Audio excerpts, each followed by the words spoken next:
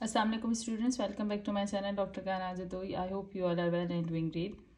So students, आज की जो वीडियो है वो रिलेटेड टू आपके पास गायनी एंड ऑप्स का जो सब्जेक्ट है उसमें जो इरफान मसूद में आपके पास जितने भी टॉपिक्स एंड चैप्टर्स कवर किए गए हैं उन तमाम चैप्टर्स को मैं लाइन वाइज आपके साथ जो है डिस्कस करूँगी ताकि आपका गायनी एंड ऑप्स का जो एग्ज़ाम है वो बहुत अच्छे से हो सके।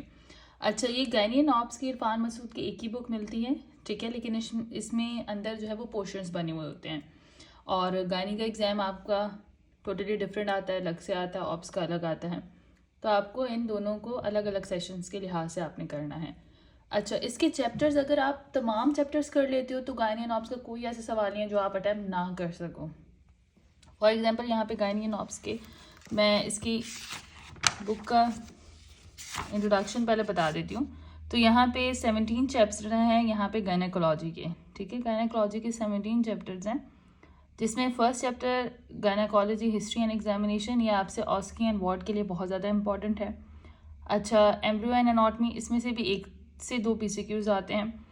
नॉर्मल मेंस्ट्रुअल साइकिल से भी 2 से 3 PCQs आते हैं। Development and hormonal disorder important है, इसमें से आपके पास PCQs आ सकते हैं।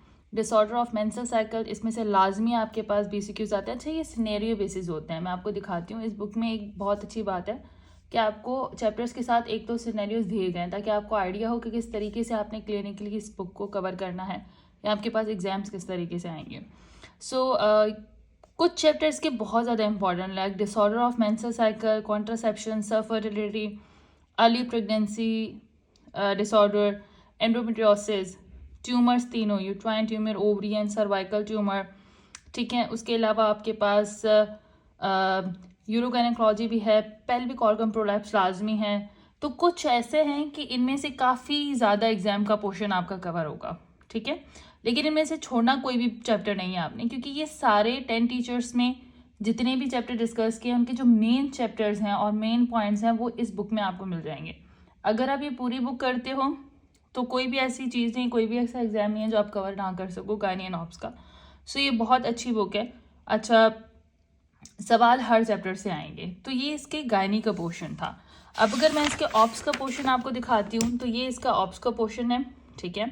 सेम ऑब्स्टेट्रिक हिस्ट्री है और इसकी एग्जामिनेशंस हैं, एंटीनेटल केयर है, ठीक है, कंसेप्शंस हैं, फिजियोलॉजिकल चेंजिंग्स इन प्रेगनेंसी है, normal foetal development and growth है, antenatal imaging, prenatal diagnosis, antenatal obstructive complications, twins and higher multiple gestations, preterm labour, medical disease, ठीक है, complicated pregnancy, hypertensive disorder in pregnancy, labour, obstetric emergencies, operative interventions in obstetrics और infections and gynaecology and obstetrics, ये बहुत important है, ठीक है।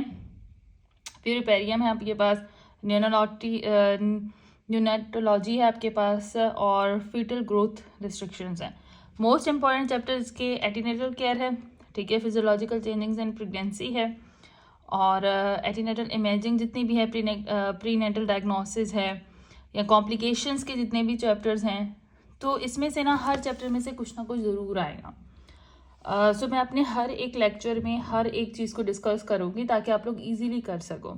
अच्छा, इस बुक की एक बहुत अच्छी बात यह है कि इस बुक में ना, फॉर एग्जांपल ये आपको मैं गायनी का दिखा देती हूँ। जैसे यहाँ पे कोई एक चैप्टर मैं आपको शो करवा देती हूँ इसकी। अच्छा, यहाँ पे फॉर एग्जांपल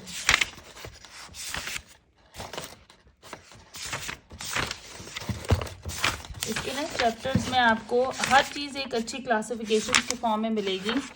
और जैसे डिसऑर्डर ऑफ अर्ली प्रेगनेंसी है ना, अब देखो यहाँ पे केसेस आपको मिलेंगे।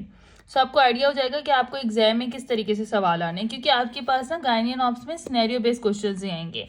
फॉर एग्जाम्पल जैसे ये क्वेश्चन है कि 30 ईयर ओल्ड फीमेल है, ठीक है, DNC की उसकी हिस्ट्री है 3 दिन से, 3 दिन पहले उसने DNC करवाई है, ठीक है, स्पॉन्टेनियस अबॉर्शन हो गया था उसकी वजह से, और अब वो प्रेजेंट कैसे हो रही है कि उससे वजाइनल डिस्चार्ज है, कंटिन्यू हो रहा है, कंटिन्यूसली से वजाइनल डिस्चार्ज है। BP उसका 120/70 है, हार्ट रेट 125 है, टेम्परेचर उसका 102 फ़ारेनहाइट है। पेल्विक एग्जामिनेशन की है तो उसमें ऑस उसका ओपन आया है, सर्विस की टेंडरनेस है, WBC काउंट 20,000 से जो है बढ़ा हुआ है। अब ये तमाम चीज़ें आप इनकी क्लिनिकल फीचर्स में पढ़ोगे, ठीक है। क्लिनिकल फीचर्स से आपके पास जितनी भी चीज़ें आपको पता चलेंगी तो उससे आपने डायग्नोस करना होगा कि कौन सा आपके पास जो है वो अबॉर्शन है, ठीक है। तो लाइक ये सेप्टिक अबॉर्शन है और ये किसकी बेसिस पे था, WBC काउंट की बेसिस पे, टेम्परेचर हाई था और DNC उसकी हुई थी, ठीक है। तो ये तमाम चीज़ें आपको इसके क्लिनिकल फीचर्स में मिलेंगी। सो गायनी एंड ऑप्स का एग्जाम आपने, क्योंकि ये क्लिनिकल सब्जेक्ट है, तो आपको इस तरीके के BCQs आएंगे, इस तरीके से क्लिनिकल केसेस होंगे जो आपने कंप्लीट करना है। सो इसकी वजह से आपको ये चैप्टर अच्छे से पढ़ना पड़ेंगे और मैं हर एक लेक्चर के बाद 1-2 BCQs आपको करवाऊंगी इस तरीके से केसेस, ताकि आप इजीली कवर कर सको कि किस तरीके से आपको गायनी एंड ऑप्स का एग्ज़ाम देना है। इसके अलावा ऑनलाइन जो है वो ट्यूशन्स भी अवेलेबल हैं। जिसने ऑनलाइन ट्यूशन्स लेनी है, जूम क्लासेस लेनी है, तो वो भी कांटेक्ट कर सकते हैं। और डिस्क्रिप्शन में मैं जो है उसका तमाम लिंक, जो भी आपके पास व्हाट्सएप का नंबर है उसके थ्रू आप कांटेक्ट करोगे तो वो तमाम चीज़ें मैं वहाँ पे दे दूँगी। और भी अगर कोई सवाल है गायनी एंड ऑप्स से रिलेटेड तो आप मुझसे पूछ सकते हैं। अल्लाह हाफिज़।